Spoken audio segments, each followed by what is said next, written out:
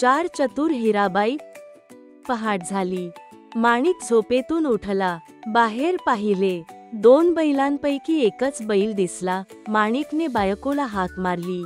दोघांनी सगळीकडे बैलाचा शोध घेतला, पण बैल सापडला नाही. दुसरा बैल चोरीला गेला होता. माणिक व माणिकची बायको हिराबाई बैल बाजारात गेले. अचानक हिराबाई ओरडली, "अहो, हा पहा आपला बैल. चोर सापडला." आवाज ऐकून चोर घाबरला. तसे न दाखवता तो बोलला, "हा बैल माझाच आहे." दोघे भांडू लागली. हिराबाई चतुर होती. तिने बैलाचे डोळे हाताने बंद केले. चोराला विचारले, "बैलाचा कोणता डोळा अधू आहे ते सांग."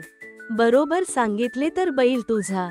चोराने अगोदर उजवा मग डावा असे सांगितले. हिराबाईने हात बाजूला केला. बैलाचा कोणताही डोळा अधू नाही असे दिसले. लोकांनी चोराला पकडले. पोलीस आले. चोराला घेऊन गेले. माणिक आणि हिराबाई बैल घेऊन आनंदाने घरी गेले.